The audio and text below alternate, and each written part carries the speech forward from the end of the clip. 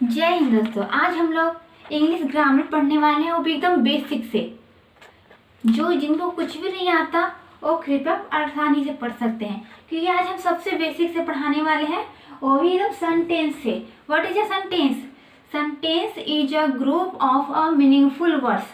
यानी कि सेंटेंस जो होता है ना, वह सार्थक शब्दों के समूह को ही सेंटेंस कहा जाता है। जैसे कि मैं बाजार जाता हूँ, इसमें सब्जेक्ट भी है, ऑब्जेक्ट भी है और वर्ब भी है। ये तीनों सम्मिलित रूप से आते हैं दोनों, तब इसको सार्थक बनाते हैं। अगर मैं लिखा कि मैं घर, इसका कोई अर्थ नहीं बना। यहाँ से कहीं भी चल जाइए, किसी से भी पूछिए, इसका कोई भी अर्थ नहीं बनेगा, जिस कारण ये सेंटेंस नहीं कहलाएगा। सेंटेंस उसी कहते हैं जिसमें सब्जेक्ट हो, ऑब्जेक्ट हो, वर्ब हो। ये तीनों कंपलसरी है किसी भी सब्जेक्ट को पूरा करने के लिए।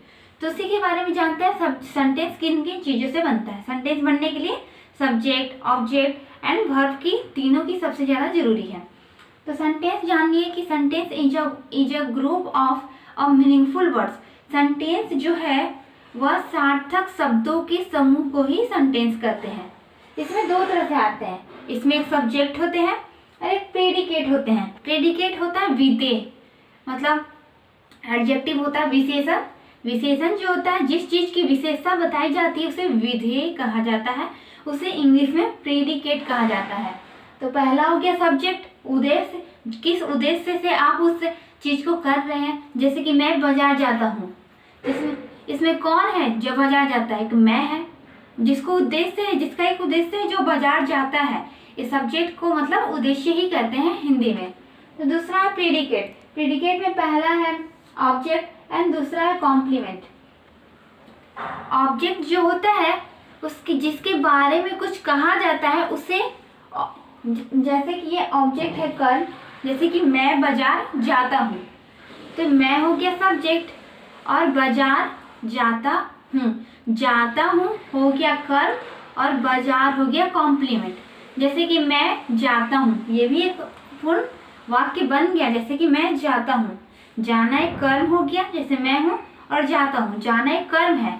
लेकिन जब मैं ये बोलता हूँ कि मैं बाजार जाता हूँ, तो इस सब्जेक्ट को थोड़ा अच्छा हो जाता है, इसे कॉम्प्लीमेंट करते हैं। बाजार जो हो गया यहाँ पे कॉम्प्लीमेंट हो गया, जो मतलब जो आधे अधूरे सेंटेंस को पूरा करता है। कॉम्प्लीमेंट का मतलब क्या होता है? कॉम्प्लीमेंट का पूरक।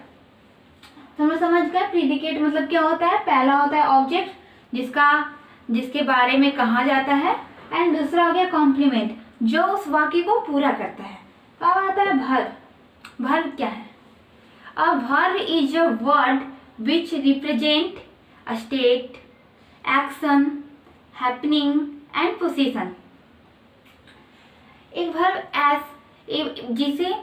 एक ऐसा शब्द है जो एक एक्शन को दर्शाता है, अधिकार को दर्शाता है, अवस्था को दर्शाता है, कार्य को दर्शाता है और फिर घटना को दर्शाता है, वस्तु को दर्शाता है, स्थान की अवस्था इत्यादि चीज़ों को जो दर्शाता है ना, उसे वर्ब कहते हैं। जैसे कि मैं, इसमें जो ये होते हैं, ये दो तरह के होते हैं, एक फाइनाइट वर्ब, एक होते हैं नॉन फाइनाइट वर्ब। तो सबसे पहले हम लोग फाइनाइट वर्ब के बारे में जानेंगे। तो फाइनाइट वर्ब तीन प्रकार के होते हैं। पहला ट्रांजिटिव वर्ब, दूसरा इंट्रांजिटिव वर्ब और तीसरा लिंकिंग वर्ब या हेल्पिंग वर्ब। जैसे कि हमने हिंदी ग्रामर में पढ़ा होगा वर्ब क्रिया, जिसके दो प्रकार पढ़े होंगे। मतलब हिंदी में दो प्रकार हैं, इंग्लिश में तीन प्रकार हैं, सकर्मक क्रिया, अकर्मक क्रिया।